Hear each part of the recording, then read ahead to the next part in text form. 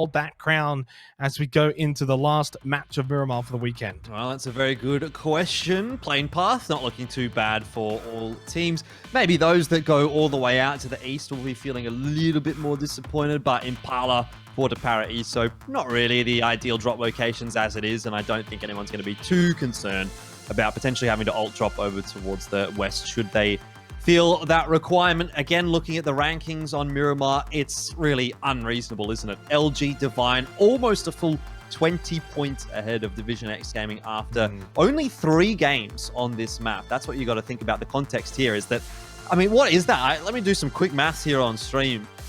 47 divided by 3 is 15.6 games on average points per game coming out from LG Divine on Miramar, which is just unreasonable. Like, I always talk about 8 to 10 points being pretty good as an average. So they're almost hitting 16 points. You could literally just keep doing this on Miramar, not get a single point out of Erangel, and you might even have a good chance at taking first place this season.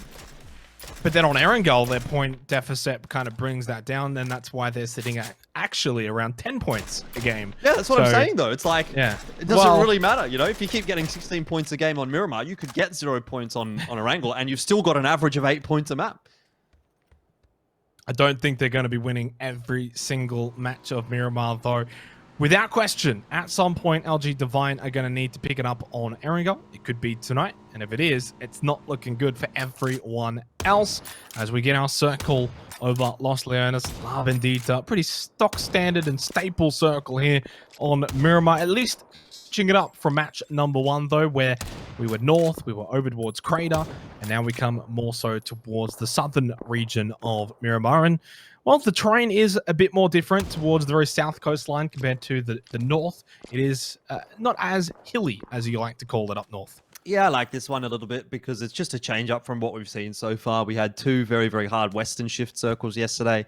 Then we had a bit more of a northern shift, and now we're liable to get something in towards the center of the map, or potentially down to the south. That's going to be a little bit more comfortable for the likes of Cerberus in Picado Bay, who are in La Bendita, and Fury in Los Leones. Interestingly, there isn't the second team contesting Los Leones this time. Not that it's really much of a contest per se, but there is actually only one team looting in Los Leones, which is Fury, and that's obviously their standard drop location, has been for a very, very long time. But yeah, interesting to note that I can't remember who it was actually that was dropping in Los Leones with them, has gone for an alt drop this time. That was Purple Mood who did drop Los Leones for match number 1. I did say, though, that I didn't think much would come from it. In the end, nothing did come from it. They just looted the west side, did Fury, and Purple Mood the east side. And obviously, based off this plane path, I mean, Los Leones is not going to be the place for Purple Mood this game. So, as you said, did alt drop here up to the very far north, close by to Oasis, which, look, Los Leones is the kind of city that it's large enough that you can quite literally have 2 teams looting in there without there being really an issue. One of the benefits of as well as looting in Los Leones is when it does come to those hot drops, say the last game or the second last game of a tournament, it's a lot harder to drop directly on a team that's looting in Los Leones. It's just too large. What you kind of have to do is drop around the city and block off some of those routes out of Los Leones instead. So it's a little bit more tricky. As we look at LG Divine, they just don't know what it's like to lose on Miramar for PCS3 Apac. And yet, despite that, they're only 10 points clear of second and third. So if you had have said to me after 5 games, Jordan, that LG Divine would have 3 wins of the 5, I would have thought they would be having a massive lead. Yeah, 30 points coming from just the wins, the placement points. So 3/5 of their total points just coming from the wins here on Miramar. It does raise some questions, doesn't it? You think about all the work that they can get done in the other aspects of the game. You know, they're not getting large amounts of frags. They're certainly below teams like Buriram and Fury, who have been heavy fraggers based on some of their games. And then even the placement points on Erangel definitely going missing. So that's the main storyline for me. I mean, LG Divine, credit, of course, for the performances on Miramar. But still questions. And, of course, there's always going to be questions early in a season of PCS. So they're not the only one that has questions surrounding them. I think there's a lot even for Fury right now. Like, why is Miramar being such a struggle for them when it historically has been such a good map for them? So, shoes on the other foot in some respects for other teams. Angel Alliance as well didn't really get a whole lot done in game 1 of today, where they were quite good in the first 2 games of Miramar yesterday. Interestingly enough, taking a quick peek at where they are. And they're just out to the west of Los Leones. So they've rotated in pretty early. They've got a nice 2-2 split here, hoping for a bit of a circle shift straight in towards the center, which will keep them quite safe. But that's still a way to go. A lot of teams rotating early, though, for this circle. Rabbit X from Hydra Gaming, sitting in 8th place right now, which I think for these guys, a top 8 finish is spectacular. I mean, they haven't played in PCS for the entirety of 2020. Purple Mood's another team as well that's new to PCS, but they are having a rougher go of things. As Canaxi for Ram just watching Magic Esport driving by, Godmeo as well with the Mini. 4 times. Ram's going to have a decent position this game, actually, towards Bendita.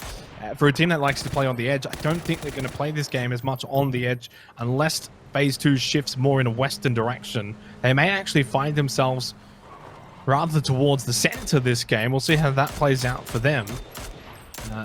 Not the best driving right now from Sulabi of Magic Esport, but fortunately the distance here from Ram and Magic Esport is quite large, and with the 4 times, and even if you had it 8 times, it's still very going to be too difficult to land those shots. Yeah, for sure. And, that's something that we tend to see early on in Miramar is, not a whole lot of fighting. A few picks being attempted, shots with the sniper rifles and that kind of thing. But more often than not, even if you are hitting those shots, the reses do come across. Lots of sprays on people rotating past in motorbikes so far, but nothing really substantial connecting. And it's a fairly standard, straightforward start to Game 2 of Miramar.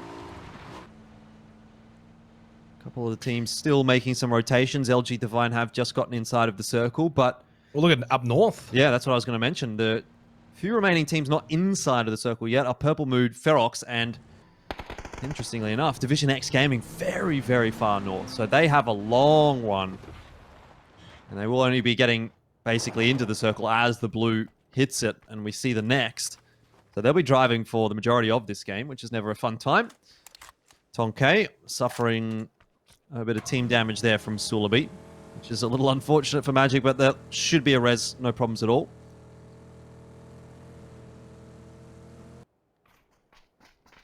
Just trying to get a bit of an idea and a gauge where Phase 2 may cause the most issue, and I'd probably have to say it's a southern shift. Yeah. There's no teams south of Los Leones, none. Up north, there's a lot. You got quite a few teams around the Bendita region, so anything that is essentially not south is going to be, I think, fine for most teams. Evil Patrick actually going to be the first one on the kill feed. It's Flash. It's those stolen by Hisaki of Cerberus. Just those little things, though, for Angel Alliance that I think on day 1 would have gone their way, would have been able to somehow secure that. Not quite going their way here for day number 2, but they're getting involved. We saw it in game 1. They got into that fight early on, didn't quite win it, but they're more than happy to stand their ground, Angel Alliance, and I wouldn't count them out yet. And on Erangel, they are just as good as they are on Miramar. Regardless, 5 seconds until phase number 2, and as I said before, anything but south, and I think the players should be pretty happy. And well, I mean, how about just dead center? Los Leones still in play, Bendita, Picardo. I mean, this is a great circle, really. Yeah, you got 3 big power players in this circle as well. Cerberus, Bay, and Fury. And it's quite interesting to just keep an eye on what they're doing as far as their rotations are concerned. You can see Fury is on the move at the moment. They're just bringing Insight back into the fold, centering him up a little bit, joining the team together. Whereas Bay and Cerberus are kind of keeping their splits intact. Admittedly, Fury had sort of a 4-man split, whereas Cerberus have a 3-man and Bay have a 2-2 split. So a lot of ground being covered by those 3, I'll call them superpowers of this game, which is not a huge surprise because they are the teams that had the easiest rotate into the initial circle. Cerberus coming from Picardo, Fury coming from Los Leones, and Bay coming from La Bendita. But the question is going to be, are they able to keep locking down those positions, or do they get breached? Do they decide, okay, now it's time maybe for someone like Flood, for example, who's very far south of the rest of his team here in Los Leones, to just come back up to the north, join up with Waikika Mukau, make that a 2-2 split for Fury, or do they want to continue getting the information of what's happening in Los Leones and south of Los Leones and keeping control of that area of the map to an extent? And I think for Fury, at least in their style of play, is very much keeping those splits intact for as long as possible and only joining up really when they are forced to, which, based on the positions that they're in at the moment, it seems unlikely that they will be forced to. I think it's quite a good play from them to keep that split intact. LG Divine, another one of the top teams in the competition, in fact, the top team at the moment in PCS3, don't quite have so much of a luxury as having a 2-2 split or a 1-1-1-1 split. They are having to rotate in, and they are only just now starting to feel a little bit more comfortable as they've gotten to the south of Graveyard and have found a compound to hole up in for the near future. But they'll be hoping for a northern shift, and so will Division X Gaming, who we checked in with a little bit earlier. And they're still on that rotate down from the northern part of the map. They have been driving this whole game. It's been a rough one for them so far. It certainly has. LG Divine, though, I mean, if they get a northern shift,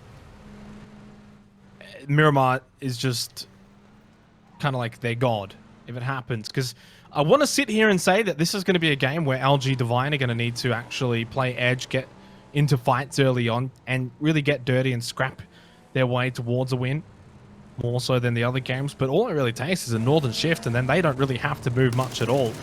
Mickey going with a seat swap, ambitious, not going to be able to successfully get that onto Fergus. Edie probably in a better position to get one or two here. Can get one off the bike, that's Neil. Now, Long K got out of that truck, made the run over towards Edie, but Edie's up for the task, picks up two, and Division X Gaming have just been torn to shreds.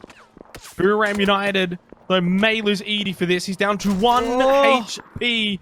Mickey just can't quite secure that one. Verkus with a clear shot onto Nordra, and will eliminate him, so at least Division X can bite back a little bit here. Edie was able to stay on his feet, though, gets off that first aid kit, stays alive. The Buram do lose one. Edie gets a third, though, onto IQ 500. Well, technically a second. There's a third one waiting around, although I think Verkus is going to get out of this area. And look at the circle, Jordan. What did I say? Look who's in the middle of it. Well, there's a few teams in the middle of it, but LG Divine, I'd imagine, is the one that you are speaking about, and they will be following the same sort of gameplay that they had on Miramar so far. Getting into a center circle position for Phase 3, Phase 4, and hoping for the best from there. And they can definitely expect that this is going to be a very, very solid compound for them. It's basically smack bang in the center. I'm kind of surprised no other team has gone straight to it, because when you think about the rotation that LG Divine had to make, they probably weren't the first team that could have gotten there first. Well, here's the thing. Here's the thing with that position is you're not going to get kills. Sure. It suits LG Divine's gameplay. They're more than happy to get like a 5 or a 6 kill win. I mean, we've already seen that time and time again. It works. And especially when you're in first place, that's fine. You're getting your 15, 16 points. But for a team like Cerberus and Bay, those two teams are on the edge of that little crater. You get that higher ground elevation, you can see more, you gain more information. And obviously, worst case scenario, if you ever need to go in there, maybe you do. But they've both already got buildings there. They're more likely to get kills, and that's really what those teams need, are those kill points. So I think right now, those three teams, Bay, Cerberus, and LG Divine, are all really with this circle. You definitely wouldn't be complaining about it, that is for sure. Fury have brought Flood up north of Los Leones, and you can see Unicorns taking the building that he was waiting around in for a moment. I'll have to Flood. That's the one. Yeah. Anyway, Purple Mood rotating their way up as well. So Unicorns might actually have a little bit of an engagement on their hands. Day Trade, you can see as well, just over to the west of them as well, and even just west of Day Trade as we pan over to the left, I'm sure you would see Angel Alliance over there as well. So quite a few teams hanging around near Los Leones. Purple Mood seems to have an awareness that Unicorns are there up in the northern part of Los Leones, and it's a team that they'll have to move past. Circle's starting to push at their back, so no time to mess around. Got to get a move on. You just wonder if they're going to go direct, or are they going to sort of wrap around? go all the way out to the west or all the way out to the east. Try and come in from a different direction. See how that one plays out. Mad Dog on the move along with the rest of Angel Alliance, of course. Close by to Sharper Esports. It's not a bad location. They're going to get involved early on, just like game number 1 against Sharper Esports. Didn't quite go the way of Angel Alliance that time around. Maybe this time they can have the better of the exchange. And, well, Purple Moon didn't really go too far. They've crashed straight into Unicorn Cyber. And they're coming off better, which is probably not too much of a surprise, to be honest. As phase 4, right on top of that crater, it's going to be the center point here for match number 2. Clee with the nade underarm. Didn't really prime it for that long, though. May still get the player, though. Just moments. Does get 2 ends. Los Santos cleans up. It's only Clee that remains. Drops down. Gets a nice knock onto Los Santos. Can't get the second, though. And fortunately, Just Moments will get the refrag. They get the 4K. Does Purple Mood Esport. And it's nice for them. Gets them up to 14th position. And away from second last, although technically they're still tied with Ferox. And unfortunately for Unicorn, they do stay down the bottom. Well, what's more interesting to me is what is happening on these rotations. And so you can see at the moment, we're keeping an eye on Magic, who have just gotten themselves into the dip north of where Bay are holed up. But we are going to be seeing a lot of engagements all over the place. This is not one that I would like to be taking part in, because for Sharper and for Angel Alliance, they are both outside of the circle. They don't have that much time to clear one another out. And quite frankly, both are going to come out of this worse for wear. It doesn't matter who wins it. You're surely losing a player here or there on this kind of a battle. And then you're coming into the circle late. It's just going to ruin your game. And if you don't win it, then you don't even get the kill points either. So it's double doom, or it could be potentially double delight if you can win this and somehow get into the next circle with 3 at least intact. I'll give that one as a win. God Meow's actually just been eliminated by Gypsy Danger from the future. Not good signs for Buriram United. Another slow start here on Miramar. Evil Patrick and Algin Bots both knocked down. Mad Dog and Nan have got a lot of work to do here. And just like game number 1, it's Sharper Esport who are coming out on top against Angel Alliance. There goes Canaxi and Edie. Buriram are out in 14th position. Miramar certainly has not been kind to them here for PCS3 Apac.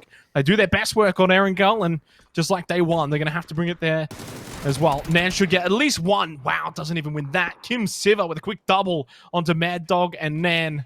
And Angel Alliance just slowly, Jordan, very slowly tumbling down the standings.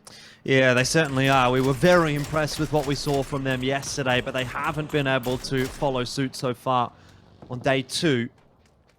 I guess the expectation wasn't necessarily that high for Angel Alliance. They exceeded the expectations yesterday.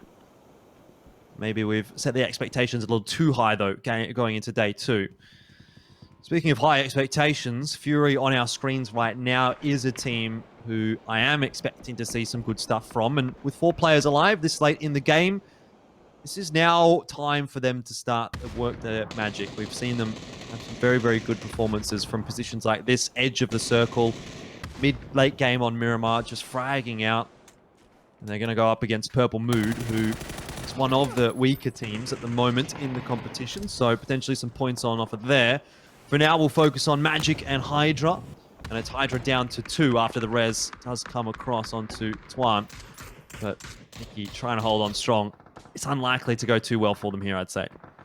They're copying it from both sides, but this is where Battle Arena Elites need to get involved. As we switch over to their point of view, you can see them now just hearing what is happening. And the position that they had earlier, as I mentioned, from that position, they can now push out, get to these sort of fights, get involved, look to pick up a few kills. You see it there on the kill feed. Neferhor does steal Gypsy Danger from... So that's at least a kill that they've been able to acquire. They're around this. They've already got a good position. They can really capitalize now. Battle Arena Elites look to pick apart what is essentially 2 very wounded teams, Hydra Gaming and Magic Esport. On the other side of this as well is Ferox.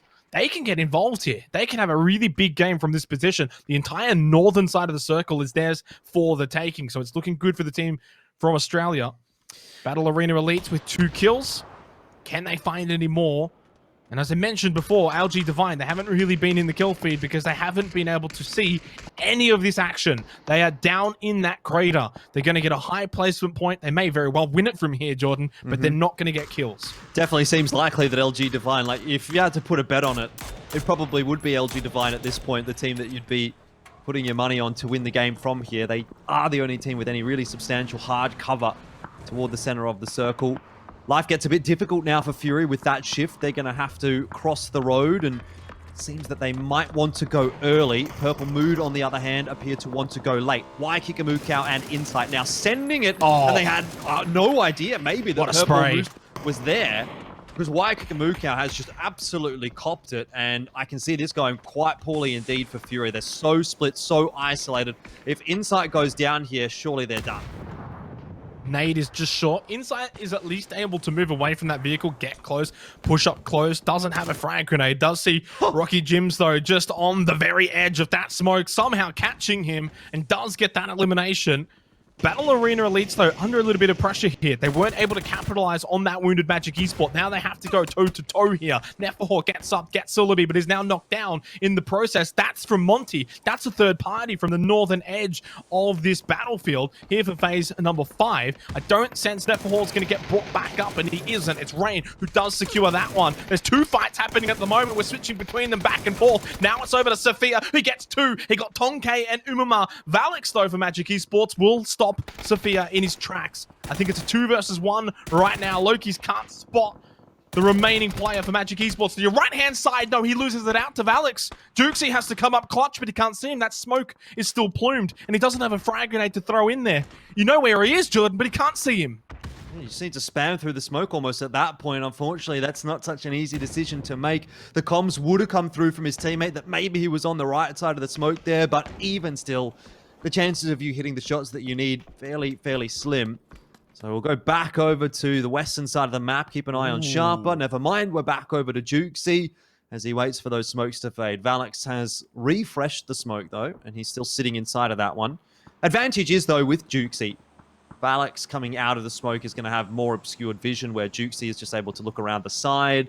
Once the smoke fades, he knows exactly where to look, whereas as far as Valix is concerned, Jukesy could literally be anywhere at this point.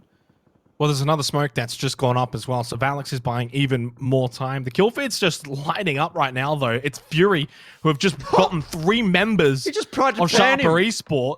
Yeah, well, firstly the pan, but I'm a little bit disappointed that we didn't actually get to see the Fury fight, to be honest. Here, yeah. Juksy's going to get this kill. Like, it's a given, surely. Can't really lose that. He did just start shooting at Valix as we moved away from it. That smoke for Valix is just about to dissipate. Flood just can't stop finding kills in that kill feed. Now, Jukesy is just realizing that that vehicle is providing cover for Valix, and I think he's just panicking a little bit here, but he's got so much time, so much space. Valix is low. He did get tagged up. 5 kills for Bay, who have moved into the top 11, and that worked out perfectly. It flips and moves out the way. 200 IQ from Jukesy finally gets his prey. Now we switch over to Fury, but it might be too little too late. Yeah. They've got 10 kills, but they are wounded heavily. One's down, and unfortunately for Flood, just ran out of time getting that heal off and goes down to the Blues. So we miss out on all of those heroics. It's pretty unfortunate. Fury, yeah, but they are into the top 2 based on all those kills. It's definitely a better performance at the very least from them on Miramar. So credit where it's due. Fury have finally broken their Miramar curse in PCS3 Apac. They eventually run into Cerberus, and that's one team too many. LG Divine have some points on offer. Jun has pushed out from the compound. They're controlling this defilade. It's the end of Sololzi and Cerberus.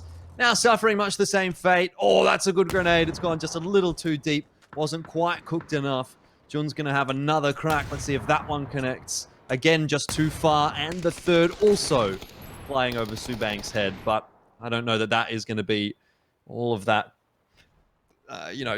enjoyable for him regardless, because a couple of shots land on in his head anyways. So we're into the top 4. Bay with 1 player alive. It's Jukesy, and he's done a pretty good job of getting his team to this position. 6 kills.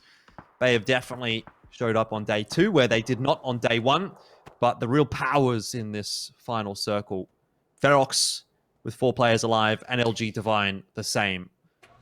Well, we speak about sort of day 1 versus day 2. Ferox, we haven't maybe spoken too much about. They only had 4 points on the entirety of day one. They were averaging 1 point a game. They're up to 14, so it means they've gotten 10 already from these first 2 games. They get this phase 7 circle as well. They really, right now, are the only ones that might be able to stop this LG Divine train on Miramar. They've got 4 alive. They haven't really been in too many tough fights either, so utility should be strong as well for Ferox here. They've got a slight high ground, and they've got the numerical advantage against Hydra Gaming. You would think they should be able to clean up all 3 members. At worst, you lose 1, but you would hope best case scenario, you lose none.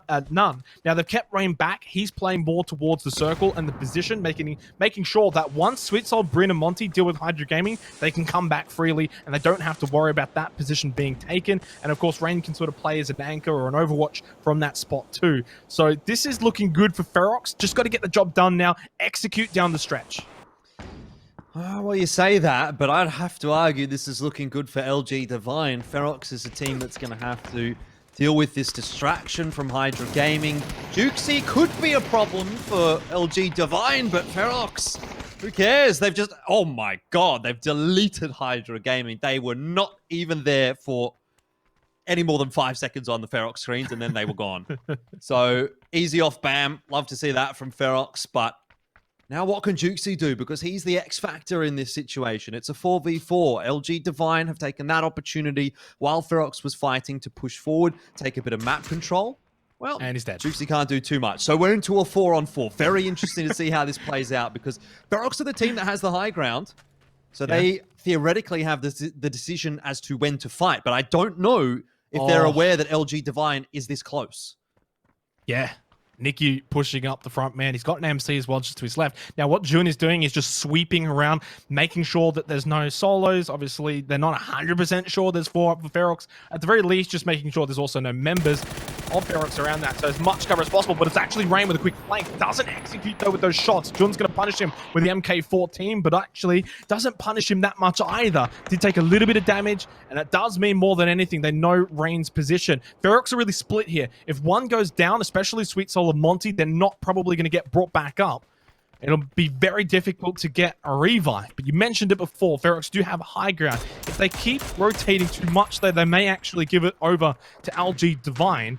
They need to be patient here and understand sort of where they're standing when they take these fights. What angles are shown. You can kind of see, actually, I think best from Jun's POV here, Jordan. You can see the hill that really is here. That Levi's, Nicky, and MC are just charging right up. But it's Jun from that flanking position that gets the knock onto Rain. Fortunately for Ferox, that's the one player that should be able to get revived by Bryn. Well, Bryn is not interested in getting that revive at the moment. He's more interested in providing Overwatch for his teammates, which is understandable, but it does leave Ferox in a 3-on-4. Got to get the revive. LG Divine, no, they're pushing the issue. I don't think that Bryn really has the opportunity here, because if he does, he leaves Sweet Soul and Monty high and dry. Luckily now, they've slowed the play down enough, Ferox, that, as you say, Rain is given the opportunity to go for the revive. But that was a dangerous moment for Ferox. If they allow LG Divine to run over Monty and Sweet Soul, that's the game over. I kind of like that gameplay from LG Divine, though. I almost feel like they could have pushed it a little bit further, but they didn't feel they had the opportunity. And so, again, things slowed down a little bit. We're back to fairly even setups with both teams being healthy enough. LG Divine starting to probe the top of this hill, though.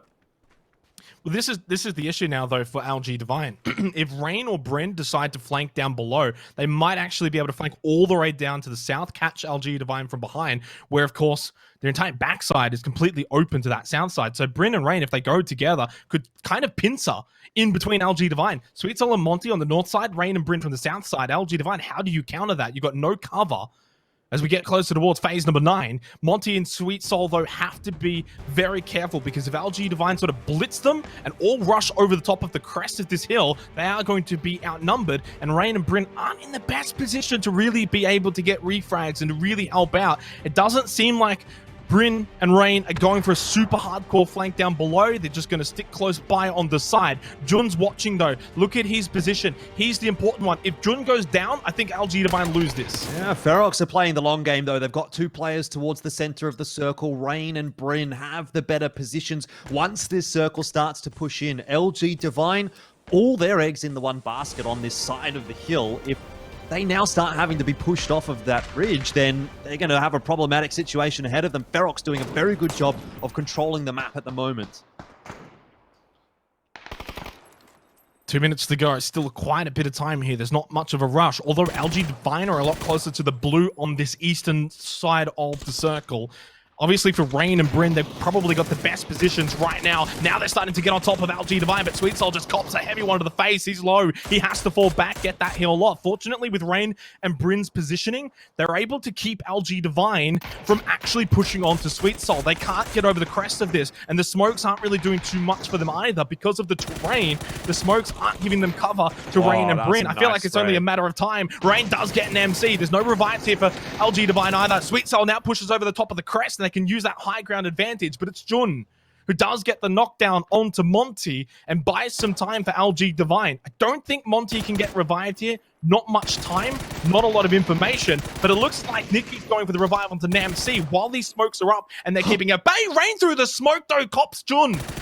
After NamC has just been revived, they lose Jun, so it's still a 3 versus 3. Make it a 3v2 though, because now there goes Sweet Soul, and those two definitely can't be revived, and I think maybe Bryn and Rain are too close to each other.